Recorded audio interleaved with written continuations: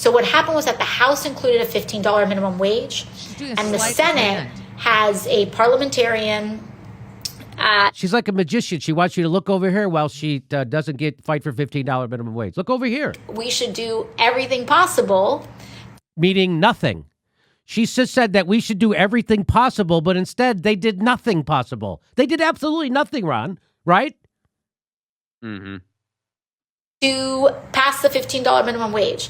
So to hell with the ruling. Oh, I shouldn't say that, but no, you could say just that. wave it away. Who cares? Include it and vote on it. What was the problem with that? The problem with that, and so our boy Bernie out in the Senate said, let's have a vote on it. And he called the Senate to the record to actually vote on moving past the parliamentarian and including $15 minimum wage in the Senate. And what happened? 8 Senate Democrats voted to not include a $15 minimum wage in the Senate bill. Now, we're very thankful to Senator Sanders for doing that, because before he did that, people were trying to fight it without going on the record. Okay? People were trying to fight the $15 minimum wage. That's forced to vote. That's forced to vote. That's forced to vote. That's forced to vote. Yeah. It's just what she's saying. She's saying people are trying to fight it without going on the record, so now we have them on the record. That's what she's saying. So even though $15 minimum wage law, she's not really saying that, right? Come on. Hang on. Here we go. Without putting their names on the fact that they were fighting against a $15 minimum wage, because that's like really how a lot of politics works. I could tell you the stories I could tell y'all. This sounds like an endorsement for forced to vote. Again, they can't help themselves. They can't, because they know it's correct. They know forced to vote that's their strategy. It's their whole raison d'etre, to withhold and use your leverage to fight for working class people against the establishment. That's it. And they won't do it. About the lengths that people have gone to try to make sure that we didn't have a vote. Some of us even accused YouTube hosts of committing violence with their words. That's how far some of us are willing to go to make sure we don't have a vote. We were willing to have Ryan Grimm smear Brianna Joy Gray, Bernie Sanders' former press secretary. We were willing to do that, right out in the open. This is stunning, Ron. Come on. I'm going to try and have fun with it, but Jesus Christ, this is... Jimmy, can I just say, Yeah.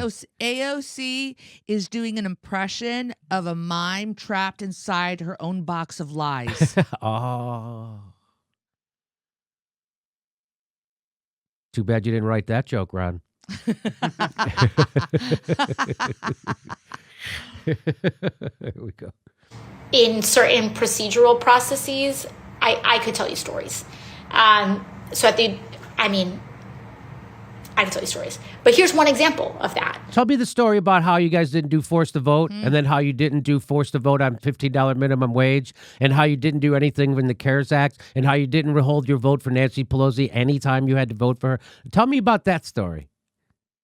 What are the other stories you're going to tell me? How Joe Manchin has more power than all of you? And so those senators did not want to, I don't really think they wanted to vote and go on the record because I don't think they really wanted their stays. They didn't want to do that.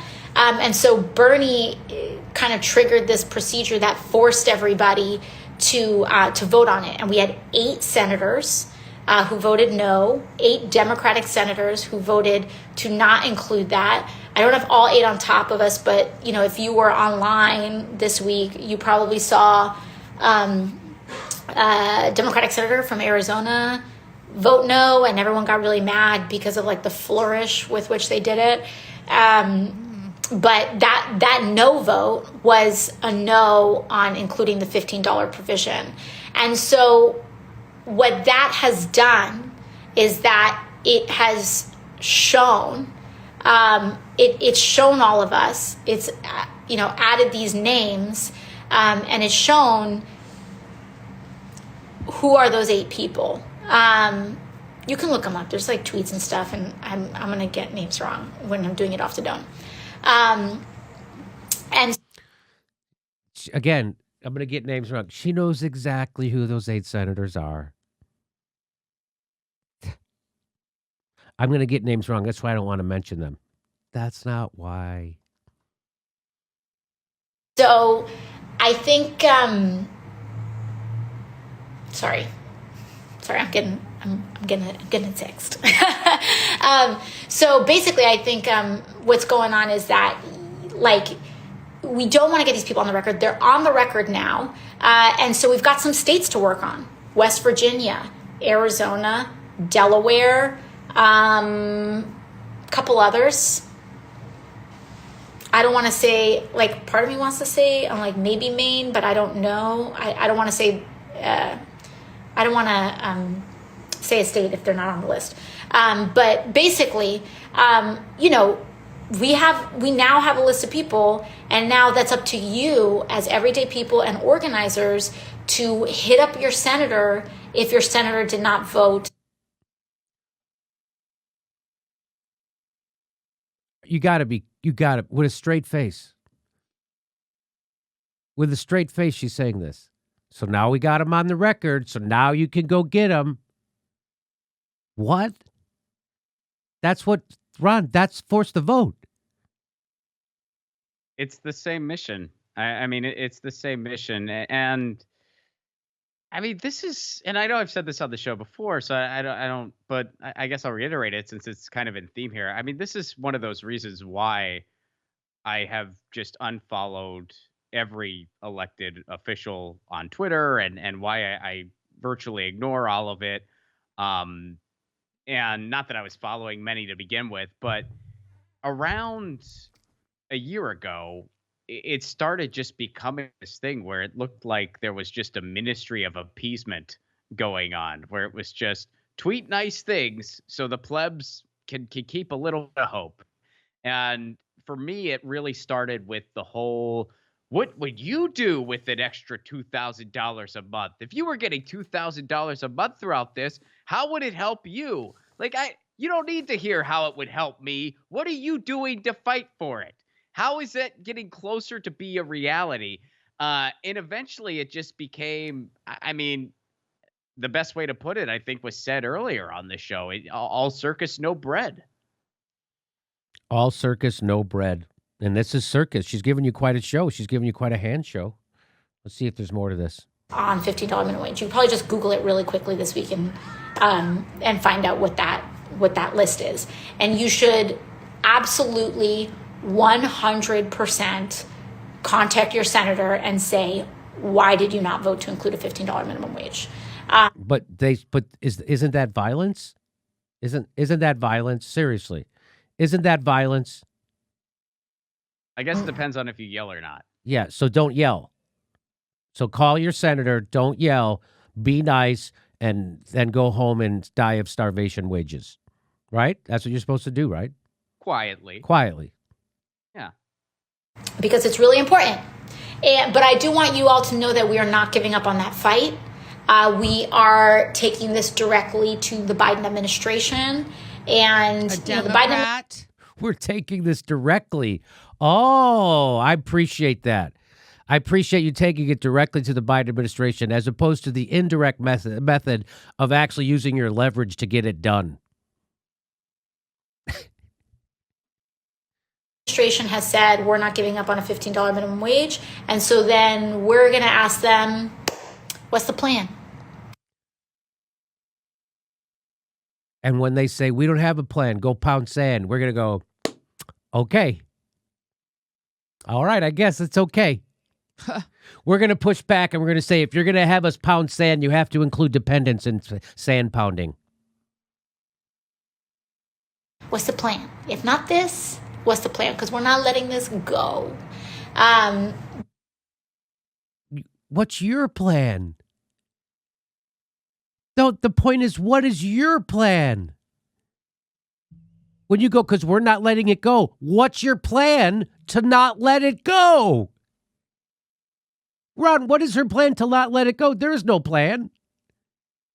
Well, I don't know what the plan is, but I can tell you what's going to happen. What's going to happen is they're going to continue to blame Kristen Sinema, Joe Manchin, which, of course, they're absolutely repulsive and did vote against the $15 minimum wage. But they're going to have that scapegoat going on. And when I say they, I mean the entire, House and Senate and White House. And then what's going to happen in 2022? It's going to be a bloodbath. The Republicans are going to take over, both chambers again.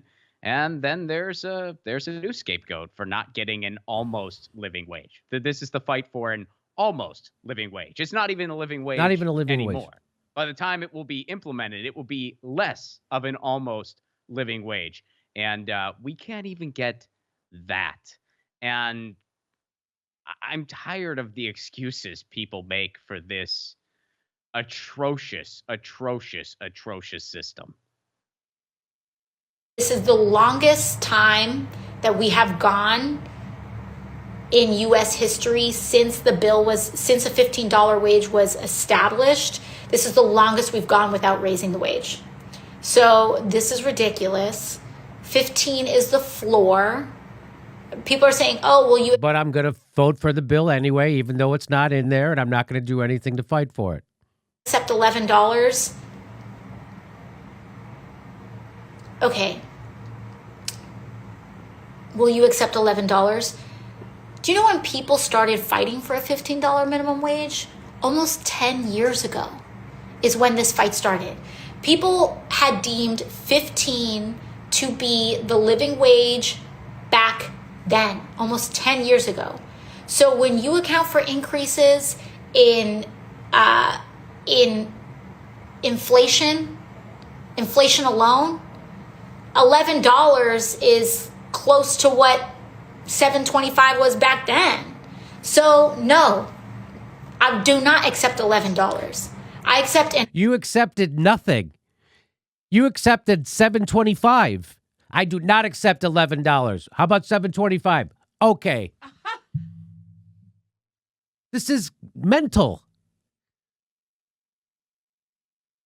Actual tangible raise for working people is what we need. And by the way, $15 is the compromise. People say, oh, progressives, oh, AOC, porque you don't compromise. 15. What? Who says that? That's all you did? When have you ever not compromised? Who says this? You didn't even take... Is the compromise. Because if you took the actual minimum wage that was established several decades ago, that same minimum wage that some of these senators now, they say, oh, when I worked in, the ice cream parlor and made $6 an hour, if I could do it then, y'all can do it now. Well, $6 at the ice cream parlor before I was born, if you actually index that to increases in inflation and cost of living, or rather, and productivity gains, that would be a $24 minimum wage today. $24. So we already think it should be $24 an hour. So 15 is the compromise. That's the compromise. People need to, realize how hard it is. I just don't think a lot of my colleagues, I just don't think they get it, like how hard it is. You can't live off of a minimum wage today. They don't care. You just can't. It's not. I think they get it. They don't give a shit. Just like you care more about your career than actually fighting to get it for those people. I think there's a single state in the country where anybody can afford median rent or, rent, working 40 hours on minimum wage. And so minimum wage should be a living wage, which means if you are making minimum wage, you should be able on 40 hours a week, not 60, not 80, not 100, not 2 jobs, not 10 jobs. One job should be enough. One job, 40 hours a week, minimum wage, you should be able to feed yourself, pay your rent, be able to go to the doctor, take some time off. And that's what minimum wage should be. That's not too much to ask. And we have been conditioned.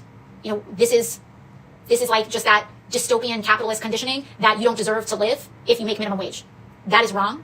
All life has dignity. And for everyone who likes to think they're pro-life, they should maybe support policies that support life when you are working 40 hours a week on a job. or just support life, period. But I'm kind of over this hypocrisy. So anyways, if you're pro-life, why don't you support universal health care, guaranteed health care, living wage, et cetera, et cetera, et cetera. So someone copy pasted the list right there. So you can scroll up. Thank you for whoever did that. And follow up with your senator. Say, hey, what's up? $15 minimum wage. This is part of the Democratic Party platform. Where you at? Talk to them. Because one of the excuses that I hear people hide behind the most is, oh, no, I'm not getting any calls about this. No one is calling my office about this. I'm not kidding you. Like, a lot of people think this whole call your senator thing is BS and doesn't mean anything. I'm telling you right now, it is so influential. It's influential precisely because not enough people do it. And so when someone... Everybody was calling their offices for forced to vote, and they stopped answering their phones. Right, Ron? You know that, right? Mm-hmm. Yeah. They stopped answering their phones. All of them. So I don't know, Ron. Are you how anyway? This call, video, it's like, whoa. Go this ahead. video would have been awesome, Jimmy, if this video was made a little while ago. And at the end of the video, she said, and this is why I'm going to use my leverage and refuse to support this bill unless a $15 minimum wage is included. And she could have done that. And I mean, David Sirota said it in his tweet, and I think he's absolutely right. They would have been heroes. Heroes. They would have been heroes. People realize what's going on. People realize the scraps they're being thrown, and people are desperate. But they realize what's going on here. They realize and they realize that in this bill there are 600 pages dedicated to divvying up the crumbs even further, divvying up the crumbs of the crumbs. Yet somehow they couldn't include a $15 an hour minimum wage. People are waking up to this. People are waking up that our entire federal government, from a year ago till now, despite changes that have happened, makes England's right-wing government look like saints in comparison. Boris Johnson and England's right-wing government, they look like saints compared to what the United States government is doing. And compared to a lot of other countries, they actually look pretty unreasonable. But compared to the United States, they look like freaking saints. People are waking up to this. And they're certainly not waking up to it because of cable news, because they'll go on and make these nonsense comparisons, comparing what presidents did who were president when a not pandemic was happening. Look how generous this is compared to Bill Clinton and Barack Obama. You know, those people who were governing when there wasn't a frickin' pandemic? Let's compare it to that. No, let's compare it to the rest of the industrialized world. They'll never do and then that. See what a failed state the United States is. Everything you said. Here we go. And so call your senator, because very often they do say that. They'll say, oh, I'm not getting any calls on minimum wage, so my state doesn't care about this issue as much. Or I will tell you, the right wing does make a lot of phone calls. Oh my gosh. I usually know what Tucker Carlson or Sean Hannity or any one of these like Fox News goals where, how do you pronounce that? Anyways, ASL, not ASL, ASL. You know, I often can tell what their monologue was, if we're getting attacked by Fox News, I can often tell what the monologue was the night before, because they send so many vicious people calling us, repeating the same exact phrases. And so what happens is that you get all of these people who are kind of like really brainwashed by a lot of these like tele-racists, and just like kind of saying these lies on Fox. And then what happens is that they call our office and literally repeat phrases from the monologue from the night before. And it happens like so often, it's kind of like drones. It's really kind of weird. But So does it work or doesn't it work? Should you call the office or should you not? Because she's making like we just ignore them. Isn't that what it sounds like she's saying? but Yeah, I mean, I don't care what she says. We should. I mean, we should still do that. Yes. We should still call. And, Yes. and we should fill up every voicemail. That's We violence. should comment on websites until the websites crash. And you know what? The websites don't have feelings. That's how we got net neutrality on the books in the first place. It wasn't because Tom Wheeler felt like being a nice guy. It's because so many people commented on the FCC's website demanding it be made a law. The FCC's website freaking crashed, and we got it on the books. That's what happened. That sounds like violence, Ron. it Website goes to doesn't show. have feelings, Jimmy. Yeah. It's influential. It is. I'm not even gonna lie. It's influential. That's why they do it. That's why people pay so much money to do it. That's why the propaganda is effective. And so I'm telling you that you need to call your senator. You need to call your elected official. You gotta do it because they will use your silence as acceptance. I would say you need to call her office and tell her to quit doing shit like this and start using her leverage and have an actual strategy. Okay? That's what I would tell her. So I would tell you to call her office. But we already did that, and she said that was violence. So now she's telling you to do violence against other members of Congress. I hope her YouTube channel gets flagged for that. Happen all the time. I'm telling you firsthand, as a member of Congress, I hear you all the time. I'm telling you, I hear all the time people say, oh, I don't need to support minimum wage, Medicare for all, Green New Deal. I don't need immigration reform, DACA, whatever. I don't need to support it because I don't get calls on it. My district doesn't call me about that. And so I'm telling you, you need to call. House Democrat Jared Golden voted no on the $1.9 trillion COVID relief in protest at the Senate removing the $15 minimum wage and lowering unemployment benefits. That Jared Golden is a conservative Democrat, the only one with the guts to do that.